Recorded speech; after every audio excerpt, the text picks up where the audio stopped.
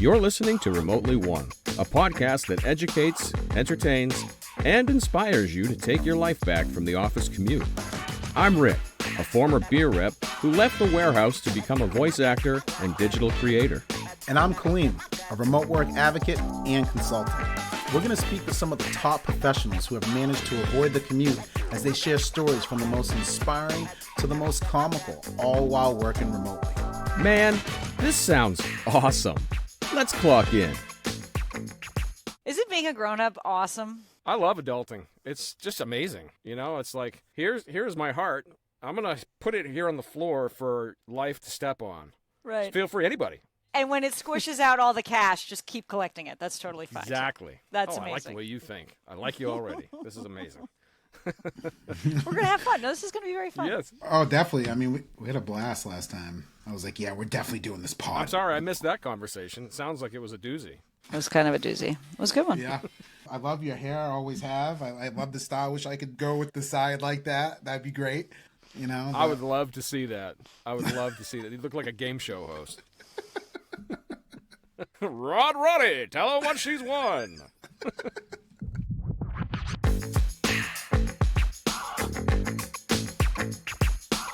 Welcome back to Remotely One. I am your co-host, Rick Haney, joined by my esteemed and apparently well-moisturized colleague, Kaleem Clarkson. You looking shiny, brother. I'm doing the fawns. Hey! Hey! Hey, everybody. Since you know how to find us now, do us a huge favor. Go to ratethispodcast.com/remotely one and just leave us a review. Is it really going to take that much time out of your day?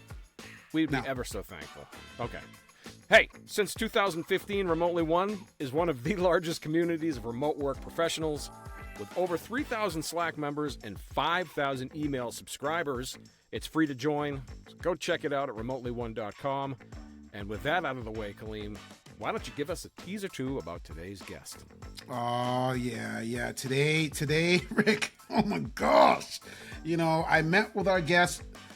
Just take a breath.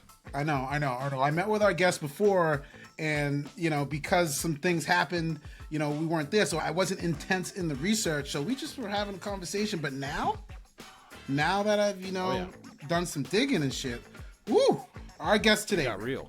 It did get real. Yeah. Our guest today. Yep. They were born on a farm in New Jersey, son. Yes, they got farms in Jersey. Two things I would never equate with one another. Despite it being the Garden State, I never made that connection. For real. I figured they would grow dead people at that farm. I figured they just grow dead people at that farm. They're going to sleep with the fishes. She was born there, but she grew up in Virginia. They are now that's beautiful. A resident of San Francisco. All right. Another guest that just excels at learnings, that excels at smarts, as we would say. Our guest, Rick. Smarts. Yeah. Yes. Received their MBA at just this tiny school, Stanford University Graduate School of Business. Jesus. Heard about that a time or two. Never went there, though. As a young buck, they spent their summers. We didn't call it this, by the way, so don't be coming at us, all right? Don't be trying to cancel us. Okay. They said they went to nerd camp during the summers. What does that mean? I don't know. Nerd camp. Summer school? Guest, what is a nerd camp? Voluntary summer school, so where you and your friends may have gone away camping overnight and done campfires and s'mores. Okay. I went to school, lived at the various universities and prep schools and took classes all summer and loved it. Loved it. So not only was it nerd camp, I'm like a badge carrying, enjoyed nerd camp, several months subscriber. Okay. All right, well, I'm going to take a little sidetrack here, okay? And Kaleem, you might be able to relate because we are from the same town, right? Yes, Up we in are. Podunk, Yes, we are. Maine. Podunk. I don't know about you, but I had never heard of someone going to summer school without being forced into going to summer school. Like, nothing was voluntary in summer school. I mean, what the hell is that all about? For real. I don't want to call out their names, Rick, but all of you know, some of you people in K-pop, y'all went to summer school. Yeah. Okay? Yeah, I'm not scrubs. calling you out. But she went to these camps, Rick, and Yeah. still wants to be an astronaut. So that's interesting. Well, I can see why. The physics one was so good. well, we should all be astronauts. Well, there it is. It stayed with you. That's wonderful. I'm sure it was. I'm sure you guys were burning ants with your glasses and stuff and all that stuff. I mean, it just makes sense. I mean, no, we were literally like doing books and homework. Like it's as nerdy as you think it could be. There was homework, no s'mores, lots of like study time. And it was great. And I didn't even get school credit for it. Like it was like the inverse of summer school. Like you're not catching up. You're literally like not getting anything for it. And I think obviously my parents paid money for it. Like it's nerdier than it could be. Yes. Calculations camp. Rick, I just added this. We found this one out because I absolutely love this app, and I love the name of it too because it's a little risque. You know what I mean? They were the Chief Data and Strategy Officer at, you ready for this? Hotel Tonight. You know, when you got to get a hotel real quick, Rick, when you need a quick hotel real fast, you go on this app and it's called I Need a Hotel Room Tonight.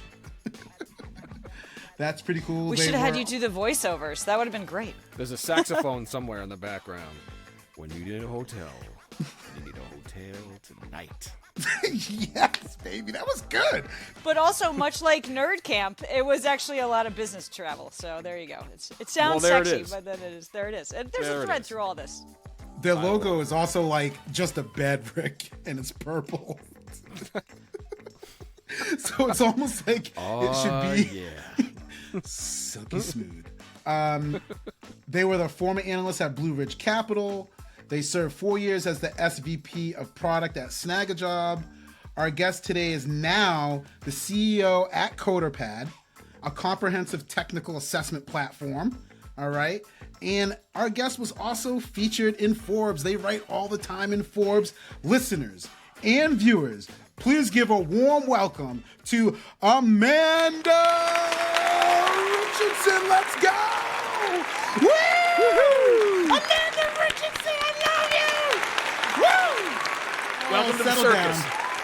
Studio audience, quiet down. All right, down in front. Be quiet. Down. Be quiet. Woo, woo. Thank you for joining us. How was that for an intro? Wow, that's a lot to live up to. Ew. We have confidence in you.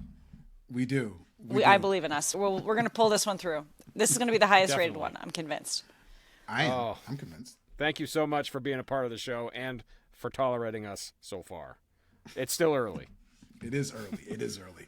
Yes. Again, Amanda Richardson, thank you for joining us. Obviously, we have a series of questions, but before we get into the nitty-gritty stuff, for our listeners and for our viewers, can you talk a little bit about what product management is? So we are all on the same page. That is a good question. Yeah, so I guess a little bit of context before I get there. My mom was actually a software engineer, so very OG software engineer. And so product management often sits kind of at this bridge between the business and the customer, or the customer, I guess. Like, what does the customer want? What does the customer need? What does the market need?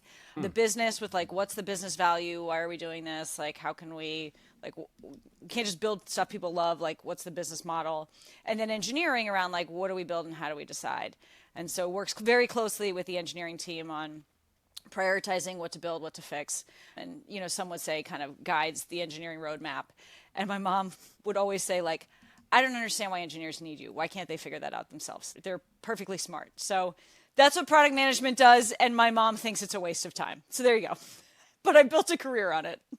Yeah, so you're like the behind-the-scenes engineer support, so to speak. Like, you put it all together for them. I mean, engineers are perfectly smart, probably smarter than me, Of people. course. But, you know, helps to be the bridge in terms of prioritizing, figuring out what are we going to do, what should we build, what should we not build, why, who's it going to serve, how do, you know, talking to customers, talking to users, really understanding what the needs are and what problems we should solve for them.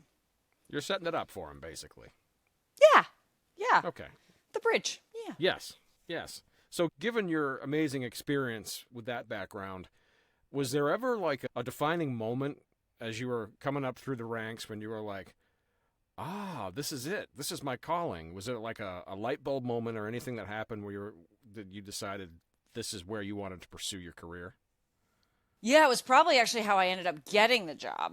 So out of business school, I did business development, which is this generic term for what MBAs who really have no skills end up doing because they don't really know what to do with you, but you seem like you could be employable. And so I was doing business development, which at this company where I was, this is Eclipsis, which is since rebranded and been acquired and moved on. But I would do business development and I would do partnerships with different products and different, we needed to add more products to our customer, to our portfolio. And so we do these partnerships and I, do these beautiful up and to the right charts like every MBA and then hand it off to the product and engineering team and be like, go forth, deliver and bring revenue. And, every quarter I would report to the CEO that we hadn't done anything. And so if you complain enough about that, you have to fix it. And so I will never forget when the CTO of the organization came over to me and was like, if you think you're so good at it, why don't you come over here and do it? And so that was when I became a product manager. And I was like, actually, I hate this. Oh. And I was like, this is really hard. There's actually a ton of constraints on the engineering side we didn't think about. There's a million customer requests. Like, this isn't exactly the product that's right. So I left product management. Fast forward 3 months later, I was asked to step into a product management role on the temporary. And that was when I was making products for consumers, like lots of customers and serving millions of people. And that was the moment I realized I loved product management because it was much more about the data, the math, the numbers, the metrics. Like, 1 million people come to this page. How many of them do this? And how can I get more of them to do that? And then how many of them end up here? And that was what sung to my heart about product management. It was like bringing together the users and kind of the metrics and the business sides. That was how I knew I loved it. Oh my gosh. I missed this. The head of product at Prezi too. I mean, your resume is crazy. I mean, like it just makes me like, I'm just so happy to just hang out with you. Go through some of your gigs and just tell me, like, what was it like at Snagajob? What was it like at Prezi? What were those companies like? And, of course, Hotel Tonight. I mean, like, what were some of the common challenges that you were approached with and you kind of had to fix? Yeah, so, I mean, my time at Snagajob was great. We were helping hourly workers, the largest platform for hourly workers to find jobs, which is probably like an overlooked group of people. More people are paid by the hour than salaried in this country. And many of them count on that to like feed their kids, put diapers on their babies, manage their rent. And so it was just really fulfilling there to be able to really help people find the right fit positions. That was that challenge. At Prezi, it was about taking a software product used by a lot of education users, students, and bringing that to the enterprise. And so how do we help support different consultants and salespeople and people who do presentations? And then at Hotel Tonight, it was heads and beds, as we like to say. Heads and beds. Oh, my Heads God. and beds. So we would get heads into beds. And so, again, there's a lot of different problems and challenges around hotel bookings. Like, it's kind of still a crappy process. Every time I book a hotel that's not on Hotel Tonight, I get super frustrated. It's a great app. And so I think the common challenges of all of them was I just love working with users. I love talking to customers. I love understanding what the end user wants and needs and what's going on in their minds and what their challenges are. Yeah, it's been a very fun, diverse journey in many ways, but also like the common thread is just certainly working with users, understanding the problems, bringing product management and the product to the front and center of the success of the organization. So at which stage in this journey of yours did you discover remote work? Good question. My first job out of undergrad, I was in finance, and I split time between Virginia and New York City. And so, but most of the people were in New York City, so I was in an office, but I was kind of by myself. Roughly what years are these? Now you're making me reveal my age. Is it? No. You could have been 10 years old. You were a genius. I am a genius. First day of work was September 10th, 2001. Wow. Okay. Wow. Amazing. Right before 9/11. How's that for timing? Intense. That was very tough. Working in finance, second day of work, you show up and 9/11's happening. And you're like in this remote office trying to prove to your boss that you're like worthy and a good hire, right? It's day 2. Like, I'm ready to rock and roll. And you're like, the world seems to be collapsing in New York City, but my phone still works. What do we do right now? Do I work? Do I not work? Yeah. So, but that first job was, multiple offices, different, like kind of gave me the feel of remote work. And then since then, I've kind of always had distributed teams somewhere. But the first fully remote company has been CoderPad. And I made that decision. I started at CoderPad in 2019. And we made that decision really a function of getting talent. I'd worked with some amazing people who were no longer in the Bay Area, and I was excited to work with them again. And the realization that, technology is pretty good. There's no reason to be in the office. If you've worked in a company that has multiple offices, you spend half your time talking to the screen anyway. So it's true. I'm just going to do it in yoga pants. Which the whole world did for a while. Okay. Yoga pants The sales whole world may still be doing. Yes. I did not put hard pants on for you guys today. I'm wearing mine, but I'm not showing them. She just did a pose on her balance board, bro. I'm gonna see if I might actually, if I heard something called 911. But listen, do it. There we go. See, you can see yoga pants. That is amazing. Yes. Listeners, she just put her leg over her head. I love it. You're going to wish you were watching this one. Go to YouTube, check it out. Anyway, since we're on the subject, before we get derailed too much, can you tell us a little bit more about CoderPad and what the challenges were that you're trying to solve with it? Yeah, so CoderPad is a platform for interviewing and assessing developer talent. So if you are looking to be an engineer at one of the FANG companies, Tesla, Apple, Facebook, whatever, you will probably go through a technical interview. They use our products to assess your skills, either asynchronously or in a live interviewing experience. So you'd be surprised how many engineers get hired on I don't know, Rick, tell me what you know about JavaScript. And you banter for 30 minutes and they're like, Rick seems to know JavaScript. As opposed to functions. Hey, Rick, let's actually try to build something together and work together and see if you actually know what you're doing or you're just full of shit. And so that's what CoderPad does. And because, we're a platform for interviewing and assessing that works on the internet, it actually supports a lot of remote work.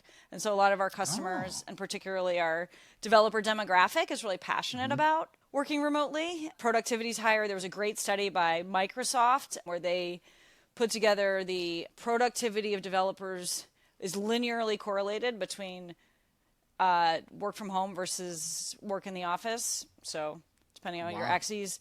Lowest productivity is if you're in your office 5 days a week. Highest productivity is if you're at home 5 days a week. Oh, my God. Kind of remote work feeds into what we do and is part of our culture and enables my business to thrive. In the development space, this is key. Being able to test is so important, especially with all these different frameworks now, it's really important. But did you say that there are some other roles, or is it just for developers? We work primarily anybody who uses coding technology. So primarily and obvious ones are software developers, but a number of companies use us for hardware development. A number of companies use us around data science. Anybody who's using SQL, which sometimes are finance roles. Some of these big companies have serious modeling teams and stuff, and they can live in marketing, finance. But yeah, anything where it's a technical software based. You're kind of testing their ability to do that. That's interesting. So how I found we like to frame it not as testing. We frame it as figuring out your skills. Not testing. But not assessing. testing. Assessing. Evaluating. Yeah. Not testing. Yeah. So how I found you is I was just, sniffing the web like I do. I like to sniff around. And I came across this article in Forbes, and interestingly enough, this article was titled very closely to our very first episode title. I didn't even notice that until recently. Well, Rick did. Rick noticed it. So just out of curiosity, so the article was titled, you want your employees to return to the office, but why? What motivated you to just write that article, and what was the main message? Of course, go check out the article and read it for yourself. But what motivated you to write that? I mean, it's been interesting to me to see a group, of business leaders who are very competent people make a bunch of decisions without data. And so I am actively seeking the data that shows being in office is Like, I'm curious what the benefits are, right? I'm not saying there are none. Like, there are certainly benefits, and there are times where, like, standing together around a whiteboard or whatever is helpful. We meet up as a team. We get together as groups. Like, that's not to say you never leave your desk, but I've been surprised by how many people think return to office is going to solve so many of their problems. And what's interesting to me is also, if you look at a number of pieces of research, like BCG had a study they put out yesterday that was covered in Bloomberg around just growth rates of companies and how it correlates to remote work, faster growth if you have more remote workers. You just have a bigger access to a talent pool. So what inspires me is, like, I just want to see what the data is. Like, I want to understand what problems people are solving and what data shows that the solution is putting people back in the office. As someone who, I worked in an office a lot, I don't necessarily look back at that and think, God, those were the days. It was super helpful to be interrupted all the time. It was really amazing to, like, get nothing done because I was waiting at the coffee machine. I really appreciated the 40-minute commute each way and missing meetings because, the train would get stuck. Like, that was, like, always helpful. Super memories. Great. Yeah, those are my favorite parts of going into the office. And the other thing is, like, my reality is, look, we're all very busy people. I consider myself kind of busy. Like, my day starts early. I start my day, I do some morning work, and then I start my day at 8. I can't start my day at 8 if I have to go back to the office. So I'm just curious about, like, for the people who are pushing back to office, like, what are they gaining and what problem are they solving? So I get fired up about it. Well, you raise a good point. And it kind of seems to me that, at least in my opinion anyway, that a lot of these managers don't have that data to back up their argument of forcing people back into the office. And I'm just wondering, do you think that's the case? Like, they don't have the data to back up their arguments, or if they do, they're not sharing it? I mean, what do you think's going on there? I don't know. I think, honestly, like, we have 3 years of people, 2 years of people being at home. We have a lot of newly promoted managers who haven't been trained.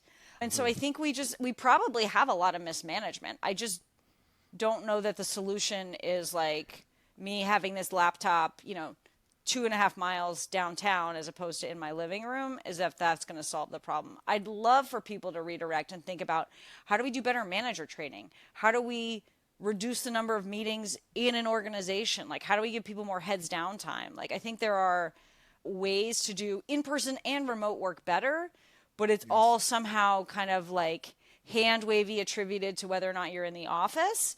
And I just don't think we're thinking critically. As a leader in the business community, I don't think we're thinking critically enough about this problem. And I worry we're just going to throw everybody back to the office and be like, voila, we fixed it. But I think it's on us as managers to do the 5 whys, really think through what the problem is and see if we're fixing it. I don't think we're investing enough in our people. Right. Well, no, and that's another great point that rears its ugly head on this show so often. It's like, often the mid-managers are being forced into an uncomfortable position because the guys above them are just telling them, I want asses in chairs. I don't care what you got to do. We got to make this happen. And then the mid-level managers are, like, just doing what they're told. They might not agree with forcing everybody back into work, but they have to because it's their job to enforce that. So now you've got a whole generation of mid-level managers that have grown apathetic because they're just kind of going through the motions. So I think those are where a lot of the focus needs to be played, in addition to training that older mindset. Yeah, and give those mid-managers tools, right? Like, how do we run effective one-on-ones? Like, all of this seems obvious, and maybe the secret to being in the office is that I learned this because I was in the office, 15 years ago in my first job as a leader, and, like, I osmosised, how to run one-on-ones and things like that. I don't know that I really believe that, but on the chance that's the answer, like, we don't have that opportunity for managers today, and we haven't over the past couple of years, as we've all been in varying phases of lockdown remote. Like, so let's spend the time teaching people how to be managers. Let's equip that mid-level manager who's getting the directive from, like, on high of, like, butts need to be in seats, but not my butt because the senior people never come in. And then, the mid-level person. Let's just call That's that it one. right there. Then the mid-manager's like, okay, well, I'll be in. Like, let's give that person like tools to help. Let's give them a reason to come in beyond free lunch, right? Like, I don't know. There are better ways to structure this and think about work. Yeah. So Do as I say, not as I do. yeah, right? Like, that's like the worst kind of leadership. Amanda, out of curiosity, so CoderPad was remote first from day one. You worked in other organizations where you had offices and you were kind of satellite. What's your whole thought on the whole hybrid, rage right now? Like a lot of organizations are talking about hybrid, and then dictating how many days a week. Like, in your opinion, what's your feelings about this hybrid model right now? Because it feels like everybody's saying, ooh, hybrid's the future. Hybrid's the future. What are your thoughts? I don't know how you make, I mean, I look at it from a couple different angles, and I probably am most skeptical on hybrid. Like, I'm long remote only, and then I can be in like with in office full time, but like the hybrid is the one where I'm like, what are we doing again? Because I mean, I just think from a tactical perspective of like packing up your desk, and this is not to say like it's 1980 and I've got like 17 bound notebooks that I need to bring to the office. Of course, but of like course. I got sticky notes, I got things, like I don't want to pack that up and then you forget the thing or you forget the headset. Like there's something nice about having a place where you go to work, right? And that's your place for work and you got your stuff. So I think that, but I think when that's changing all the time, and we should call it a workplace. That's a great term. Yeah, your workplace. It's true. And so my husband's in hardware. I also looked at the lens through his. You can't be like hybrid with hardware. Like, what's he going to do? Like, carry his 3D printer back and forth to the office? Like, that doesn't even make sense. Right, so, like, right. there's just like realities of jobs where hybrid doesn't make sense. And then hybrid also feels like this like half-ass real estate play where they're like, we want everybody in the office, but we're not going to buy everybody a desk. Or we can't afford, it's not the desk that's expensive. It's the square footage that's expensive. I've seen those bills.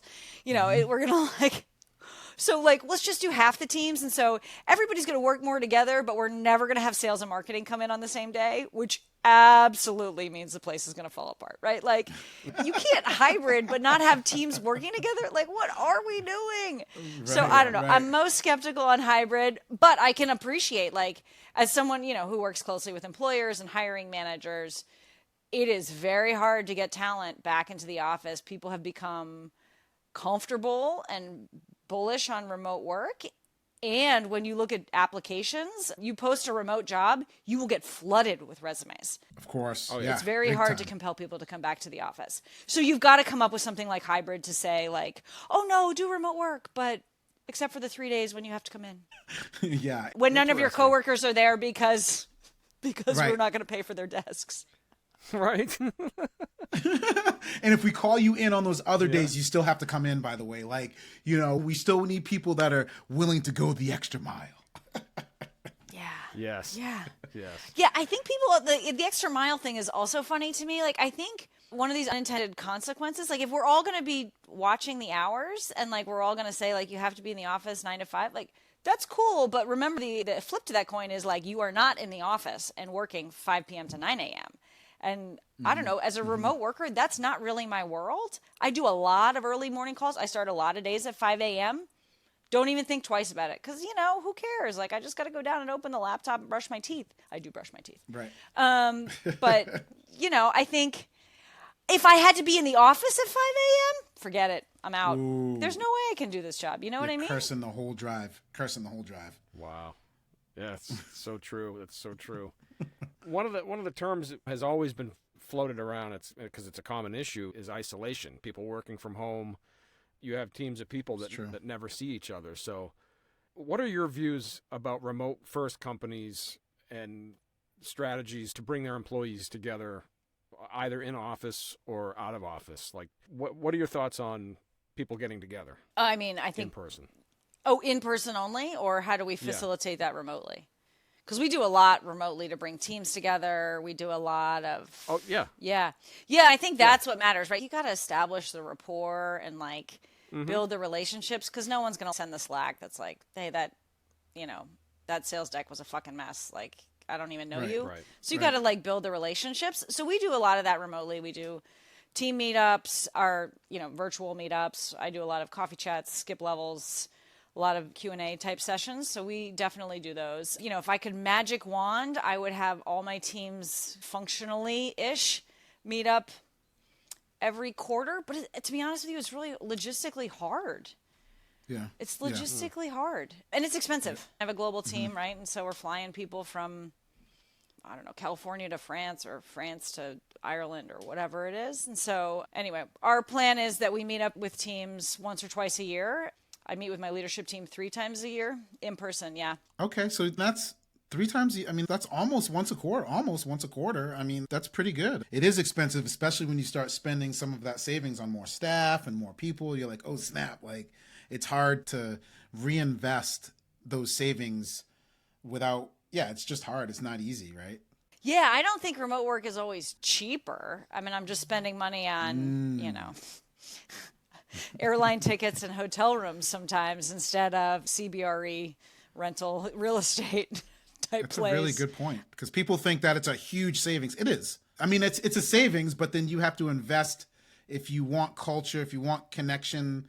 Yeah, you can have some savings on certain things. I mean, depending on where you're hiring engineers, right? Like you could, it depends on how that you pay, I think is the biggest savings. I think the biggest savings is, hiring in various geographies. Like as someone who lives in San Francisco and has one of the highest, whatever, price per employee areas, like the cost savings comes in hiring great talent outside of the Bay Area. The cost savings doesn't necessarily come from like not paying for an office lease, and that kind of gets shifted to somewhere between like travel and tools. Yeah. Yeah, makes sense. Very true. Amanda, can you tell us about a comical or inspiring moment you had while working remotely? Yes. Yes. Please. Well, I feel like this is everybody's experience, but then I've never actually had it happen to anyone else's house, so maybe it's just me. Okay. All right. So we need details, like set up the story really well. We need details. We need like where you at. You know what I mean? What's the sun like? All right. What's the pressure? All What's right. the pressure like in the moment? So I do a lot of morning phone calls. So it's, it's probably like a 5:30 meeting that wraps up by 6:30. And my kids usually, I have a 5-year-old and a 7-year-old, girl and a boy. Okay. And you can see where this one's going. And my kids wake up about 6:30. So regularly, my 5-year-old boy gets up and like takes off his pull-up. We can have a separate podcast about whether 5-year-olds should still be wearing pull-ups, but I'm not mom of the year. We're moving on. It's all good. He won't go to college in them. It's fine. So he takes off his pull-up. Well, we'll see. And comes downstairs. And what you can't tell is that I'm in my living room. And so right behind me over my right shoulder is our couch. And normally, like with a bigger screen, I'm sitting down. He comes down once a week. We'll lay down on the couch, pants off, full junk Frontal. on display, frontal, and he also likes to like sit with his leg up, so he kind of has his like leg up on the couch as he's like watching TV. Watching TV? Does he have a beer in his hand too? Does he have a beer? I know exactly. Like, I'm so sorry to his future partner who's going to be like, you trained him this way. And of course I'm in a meeting, so I'm like, whatever it takes, like just shush. I'm busy, like you just whatever it takes. And he's just like fully hanging out there, for the whole world to see. Hopefully they don't start doing imaging, because it's definitely like some form of like random, like weird child porn situation. Like we got to figure that out. But yeah, I think everybody on my leadership team has definitely seen my son's penis. So there you go. And I don't know how to stop it. I don't know how to stop it. I can see you in a meeting, and all of a sudden you're just like, oh no. Here he goes. Here he comes. No, and I'll be like, we're definitely going to work on, we're looking at a spreadsheet, we're studying, and like this is important strategy message. And I can hear him coming down the stairs and like coming into the room, and I'm like, no one's going to take me seriously when my half-naked son shows up in this picture in 15 seconds. I love remote work so much. I love it so much. This is what we're here for, Rick. But this is it. Like, we're all messy. Life is messy. Like, you know what? This is real. This is how kids get raised. It is what it is. Yes. The stories of remote work. That's what we're telling, Rick. That's what we're telling. Love it. Well, and that one takes the cake. That's got to be one of the best ones I've heard. Oh, no. That's amazing. Definitely. Yeah, no, it's great. He's going to discover this 20 years from now and be like, Mom, I can't believe you told people that. Well, wait till he sees the video footage. That'll mess him up. Yeah, what he doesn't know is that every time my team just hits record and like saves it for future. It's his wedding night. We're doing the like little slideshow at his wedding, and they're like, "There's William naked again." Has you in your headphones like cool. So classic. Oh man, Amanda, where can our listeners and viewers find you? Oh, well, in San Francisco, but you can also find me on LinkedIn. And perfect. I'm no longer doing the Twitters. I'm over that. Good for you. Yeah. I'm on that Threads now. I made the move. Did you? Oh, yeah. Yep. Yeah, I did Threads for a little bit, like everybody else. We'll see. Maybe I'll come back. Yeah. That's awesome. Thank you so much. It was awesome to see you guys. This was very fun. Check out CoderPad. It helps with remote work, it turns out. There you go. Absolutely. Thank you so much again, and we look forward to talking to you again soon, I hope. I hope so, too. Thank you. Peace. You've been listening to Remotely One. Visit us at remotely1.com/podcast for upcoming episodes. Subscribe to our YouTube channel and download our episodes on your favorite podcast app. Hey, don't forget to clock out.